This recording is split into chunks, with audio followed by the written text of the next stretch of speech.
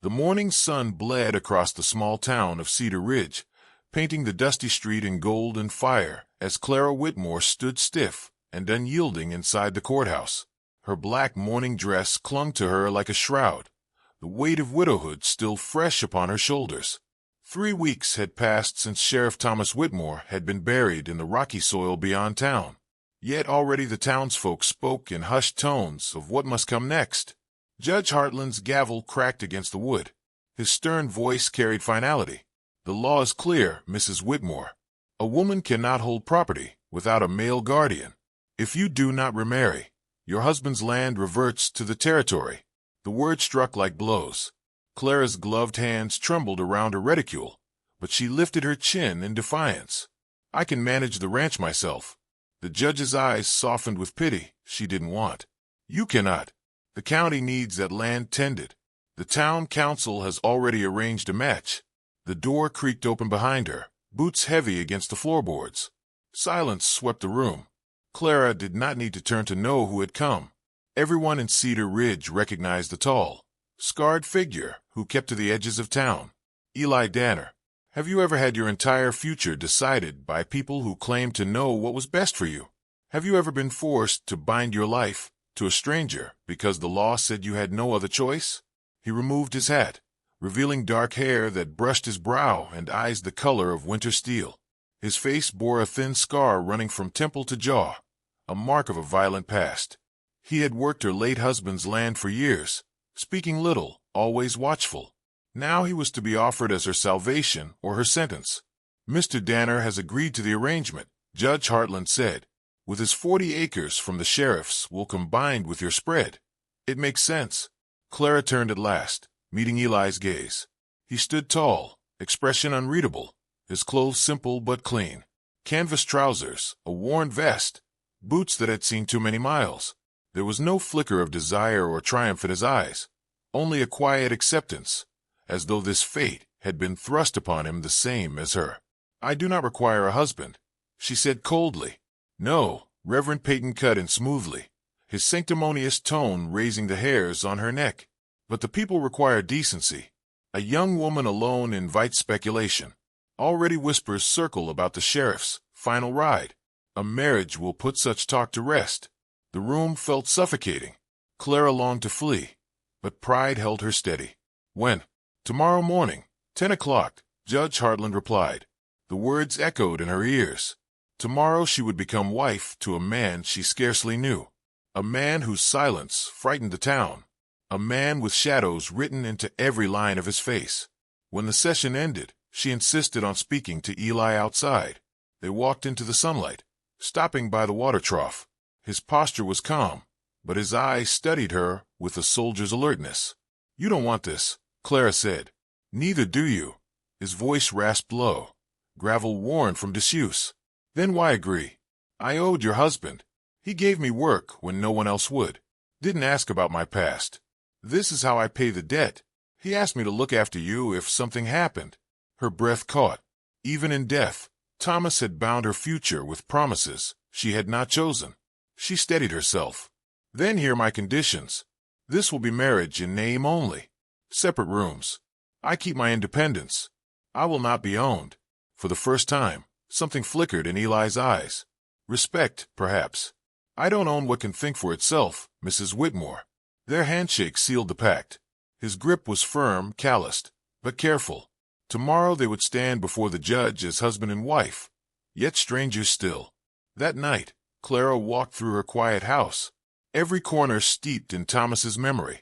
His chair by the fire, his pipe still resting on the table, his careful notes in a weathered journal.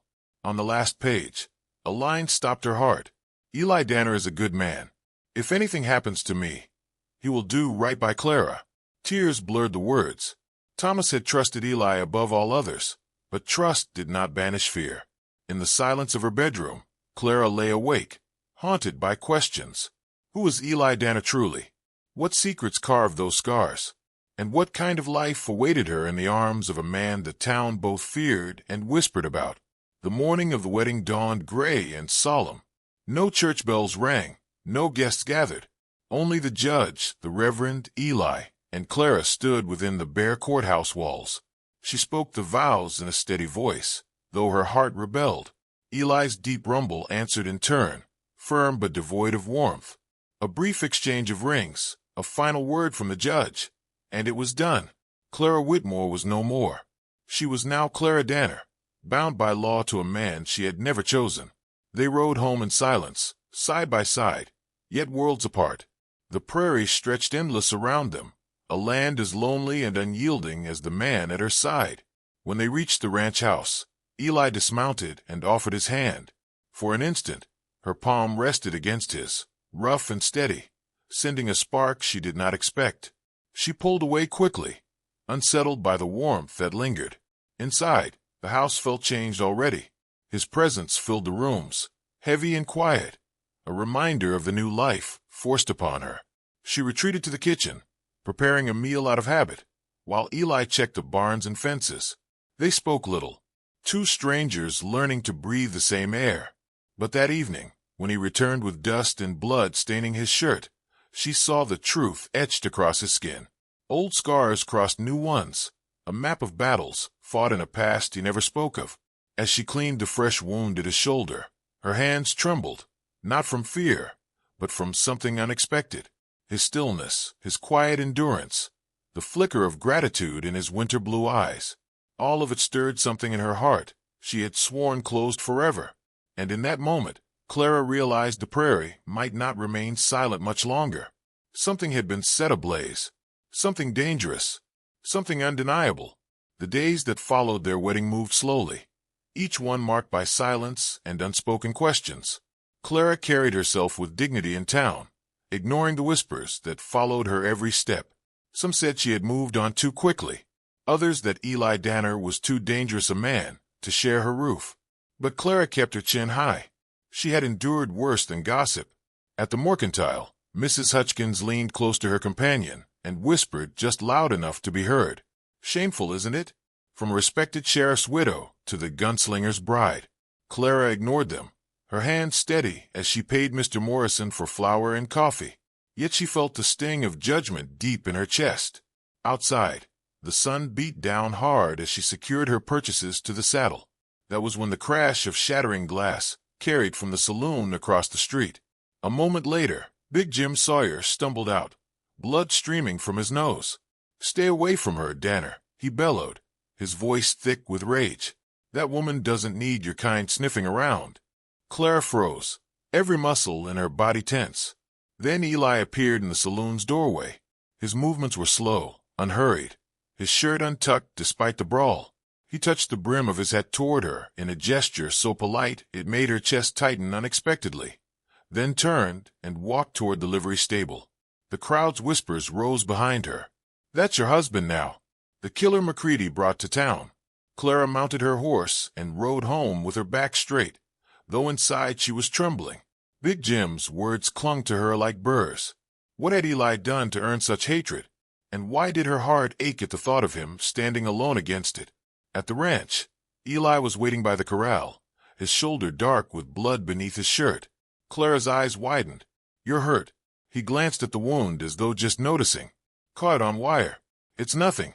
It needs cleaning," she said firmly. "I can manage. Sit." Her voice left no room for argument. For the first time, Eli obeyed without protest. Clara brought water and cloth, forcing herself not to flinch as she unbuttoned his shirt. Her breath caught when she saw the truth. His back and chest were covered in scars, old and new. Bullet wounds, knife cuts, lashes from whips. His life had been written in blood and pain. "This wasn't from wire," she said quietly. "Big Jim. He had friends. They thought 3 against 1 would change the odds. Did it?" "No." She cleaned the wound, her hands brushing the solid strength of his body, her heart beating too fast. Eli remained silent, though his jaw tightened with every touch of cloth. When she finished, she stepped back, shaken by the storm of emotion she could not name. Later that night, she found him in Thomas's old study, sitting at the desk by lamplight. Numbers filled the page before him. Cattle counts, fence repairs, winter supplies. He looked up, startled by her presence. "You missed supper," she said softly, setting a plate down. I don't. He stopped, then reconsidered. Thank you. You're planning for winter. Someone needs to. His tone was gentle, almost apologetic. Your husband was a good man, but not much of a rancher. The herds are thin. Fences are weak. You'll lose cattle if we don't fix it. Clara asked. If you want to learn. Yes. I'll teach you. The word stirred something unexpected in her chest. A partnership, not ownership. But then she asked the question she had dreaded. Big Jim called you a killer. Is it true? Eli met her gaze without flinching. It's true. I've killed men. Some for money, some for survival. That's what the town whispers about. That's what I was before. Clara absorbed the words, waiting for fear to rise. Instead, she felt only a strange calm. You're not that man anymore. He looked away. A man doesn't change what he is. Maybe he tries, she said quietly. Maybe that's enough. For a long moment, their eyes held across the small desk, something raw and unspoken building between them. Then Eli looked down, picking up his pen again. Thank you for supper. Clara left the room, but her heart was not the same. She had seen more in Eli Danner's eyes than the killer the town feared. She had seen a man burdened by ghosts, but also a man who carried gentleness in his silence. The days grew shorter, the prairie winds colder. Clara found herself riding with Eli at dawn, learning the land, learning the rhythm of ranch life. She stumbled often, but he was patient, steady, his rough voice guiding her. Slowly, almost against her will, she began to see the man beneath the scarred surface. One afternoon, a rattler startled her mare, sending her crashing to the ground. Pain lanced her ankle and shoulder. Before she could cry out, Eli was there, his arm strong around her, lifting her as if she weighed nothing. Easy. I've got you, he murmured, voice low against her ear. He set her before him on his horse, holding her steady as they rode home. Clara could feel his heartbeat against her back, his warmth surrounding her. The ride seemed endless and too short all at once. At the house, when he carried her across the threshold, their eyes met. His breath came fast. His hands lingered a moment too long at her waist. The silence between them burned hotter than words. That night, as rain battered the windows, Clara sat by the fire with her ankle wrapped, watching Eli's face in the flickering glow. Scars caught the light. Shadows deepened his eyes. But there was something else now. Something she had not seen before. Longing held back by iron restraint. When his gaze finally met hers, the prairie itself seemed to hold its breath. The storm outside raged wild, but the quiet inside the ranch house burned even hotter. Clara sat on the sofa, her injured ankle propped on a cushion, while Eli fed wood into the fire. Shadows danced across his face, softening the harsh lines, making him seem almost gentle. Tell me something, she said suddenly, breaking the silence. Something that isn't about scars or gunfights. He leaned back in the chair, considering. I had a dog once. Found him starving behind a saloon when I was a boy. Fed him scraps till he trusted me. He followed me everywhere. His voice grew rough. My father shot him. Said we couldn't afford another mouth. Clara's heart ached. I'm sorry. He shrugged, though his eyes betrayed the old wound. What about you? A cat named Duchess. She lived forever. My mother hated her, but she was mine. Clara smiled faintly. She died on my 16th birthday. I cried for days. Natural to grieve what we love, Eli said softly. The firelight flickered, and something in his gaze made her pulse quicken. Do you ever grieve? She asked. For what I never had. His voice dropped. Hard to mourn a life you never lived. Their eyes locked. For the first time since their forced vows, Clara felt the barrier between them crack. She shifted slightly, her hand brushing his. He caught her fingers, hesitant but unable to let go. Clara, he whispered, her name tasting like both warning and prayer on his lips. Her breath caught. Yes, this thing between us. He faltered, jaw tightening. I'm trying to be honorable. I don't want honorable, she said, her voice trembling. I want honest. Lightning split the sky, thunder rolling after it. The lamp sputtered and died, leaving only the fire to light the room. In the glow, everything felt more intimate, more dangerous. Clara's hand rose to touch his scar, her thumb tracing the line. Something broke in Eli. He bent forward, his mouth capturing hers in a kiss that seared hotter than the storm. It was not gentle, not cautious. It was hunger. Years of loneliness set ablaze. Clara gasped, clutching at his shirt as his hands framed her face. When he pulled back, breathing ragged, regret flickered in his eyes. "I'm sorry." She silenced him with her fingers against his lips. Don't you dare apologize for the first real thing that's happened between us." Her boldness startled him, but it also freed him. Eli kissed her again, slower this time, tasting her like a man starved. Clara melted into him, her body trembling as if the prairie itself had caught fire around them. When they finally broke apart, she rested her forehead against his. "This changes everything," she whispered. "Yes," he murmured, his voice thick with emotion. "Everything." The storm howled outside, but in the small ranch house, the silence of the prairie was gone.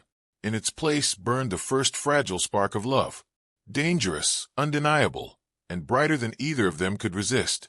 From that night on, nothing between Clara and Eli would ever be the same. The forced marriage became a chosen partnership. The brooding cowboy with a violent past became the man who looked at her like she was the sunrise after years of darkness. And the sheriff's widow who thought she'd never love again discovered that sometimes the heart knows what the mind refuses to accept. In the vast loneliness of the prairie, two wounded souls found each other, and in finding each other, they found home. Do you believe that sometimes being forced together is exactly what two people need to discover they belong together? That the walls we build to protect ourselves can become the very prisons we need to escape? This story reminds us that love doesn't always arrive with trumpets and romance. Sometimes it comes quietly, in stolen glances and gentle touches, in the courage to be honest when everything inside screams to hide. If this story moved you, subscribe to hear more tales from the Wild West, stories of forced marriages that became true love, broken men who learned to be whole again, and widows who discovered that a closed heart can still be opened by the right person. Share your thoughts if you believe the best love stories are the ones where two people choose each other again and again, even when the world forced them together the first time.